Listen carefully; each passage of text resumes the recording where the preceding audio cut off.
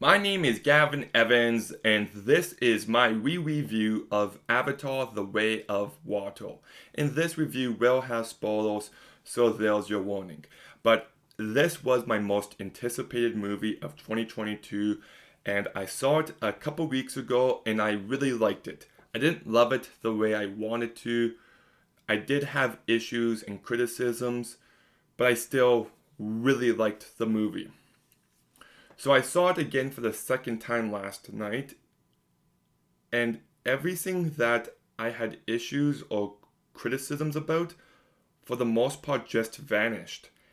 Everything about this movie just clicked for me on a second viewing, and I love it now the way I wanted to after the first viewing. Now, to be fair, on the first viewing, when you do have sky high expectations for a movie, it can be overwhelming, and this is a lot of movie. It's very long, it's very ambitious, there's lots of characters, lots of story, so it can be hard to digest it the first time. Also, I saw it in IMAX 3D, and those glasses suck. My goodness, they're like super heavy on the ears, and only like a half hour into the movie, I kept lifting it up because my ears were starting to hurt. So that definitely affected my enjoyment. And there were some key moments early on where the people behind me wouldn't shut up. So that took away. But I still had legitimate criticisms that I no longer agree with.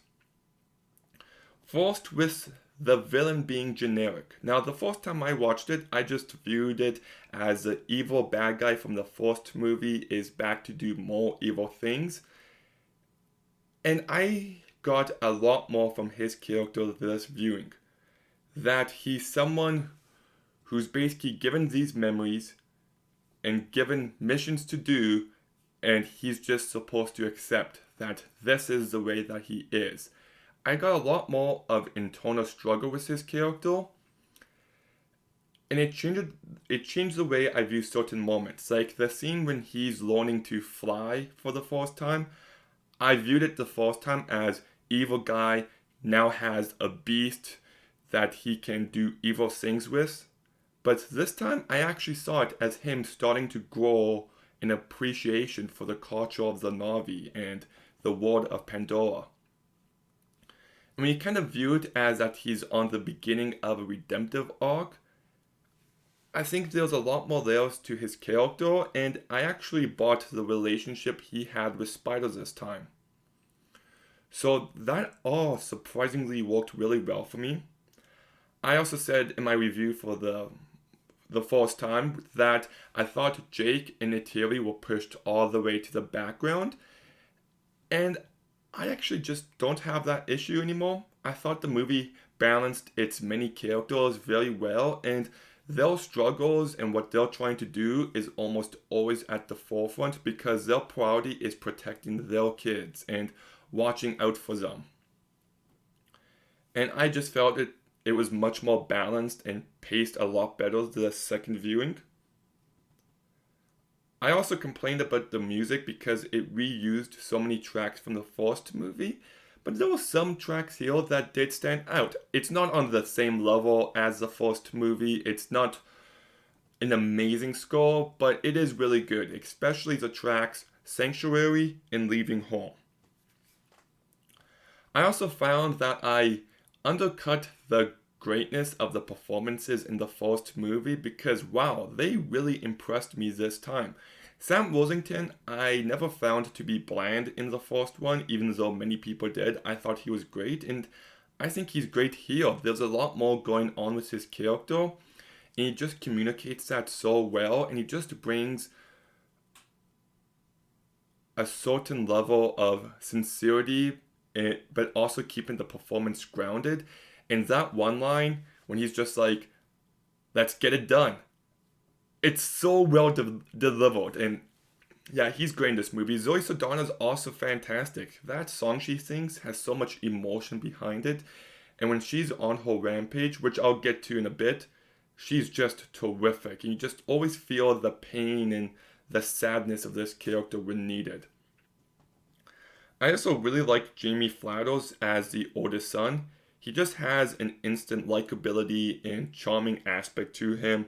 I thought Britton Darton as Loak was really good here. Um, Trinity Jolie Bliss as Tuck. I just thought she was so innocent and so cute in this movie. Sigourney Weaver as Kiri, I just can't believe that she actually pulled off playing a 14-year-old. So I really like that. Jack Champion as Spider, like I said, worked much better for me this viewing. And Billy Bass, I also liked, and all the other supporting characters liked. So the performances I actually found to be great. I always bought them as their characters. And they all had distinct personalities that allowed them to stand out. At times, you could confuse the two sons, but one always has the braid in the front, and he just has a totally, like, Loak has a totally different personality than the oldest one. So those were my big issues with it the first time I saw it. Besides something else, there was also the whole whale scene. And the first movie people call preachy, and it is, but it's also so ingrained in the story and characters that it doesn't bother me. And I got a lot more of that with this viewing as well. The whales and what they mean to the sea culture is really well emphasized. And the whale hunting scene, I don't think is entirely needed. The movie is long, and I feel like you could have cut that. But at the same time, my biggest issue with it is the redundancy of it, because the whale gets shot and then they play the music of Destruction of Home Tree again. You're like, okay, this feels really redundant of the first movie. And then there's like this life elixir that cures aging in humans. And they're like, this is the most valuable resource. So it feels like unobtainium again. But I also get what it meant to the villain in that moment. He got to watch people who used to be just like him.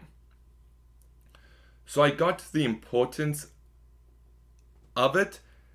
It still feels a little redundant, and I still feel like out of everything you could have cut out of the movie, if we just saw the one whale with the damaged fin and the hook in, I feel like that would have been enough to communicate the point. So yes, that's still the one that I like a bit more on this viewing, but I still have some issues with it. But one big difference for this viewing is I saw it in 48 frames per second, and I hear people are very mixed on it. I loved it. I thought it made it look very clean, very smooth, very crisp, and it really added to the action moments for me. I might just see this movie again in theaters for the visuals, of course, but I definitely want to see it in 48 frames per second because that was just amazing. But talking about some spoilers, is the last act of this movie is phenomenal. Like,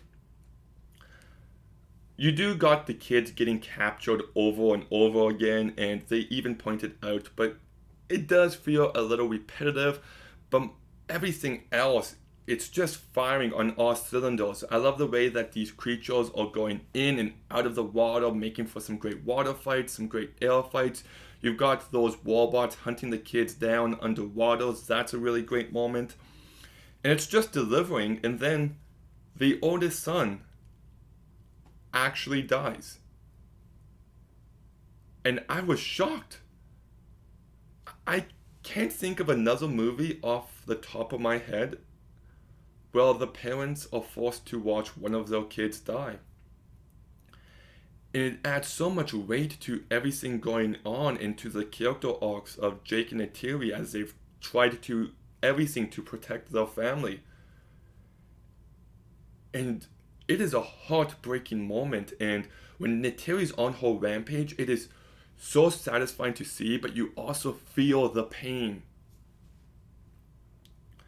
And then you've also got this moment where Jake and Miles Quirich are fighting, and Neytiri and Tuk are in the ship as it's tilting around and it's flooding, and it's like this awesome combination of Titanic and Inception, but Jake and Miles are still fighting on top of the ship as it's tilting, and it's just like a 2-minute sequence, but it is some of the greatest action I've seen.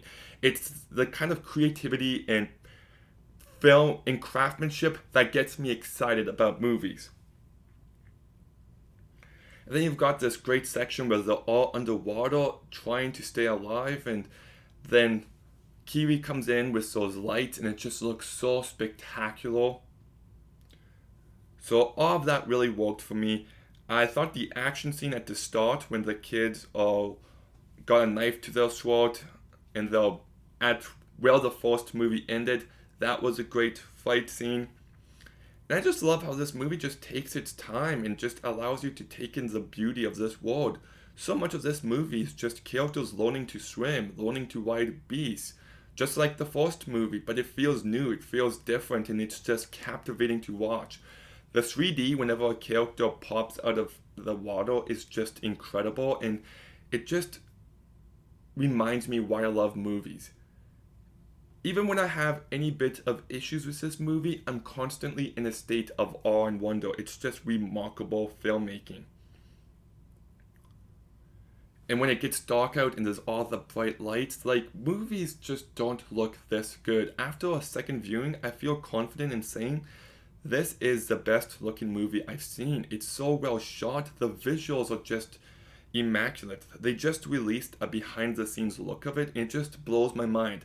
This was just filmed in a warehouse. Like, nothing in this movie is real. It's truly incredible. Revolutionary. So, yeah, like, this movie just worked much better for me the second time. I always loved the visuals and the filmmaking, but the script just clicked for me this time. Knowing what happens and just getting a sense of who all these characters are and everything going on, it's a lot of movie to take in, but on this second viewing, I was just able to digest it better, and it really worked for me.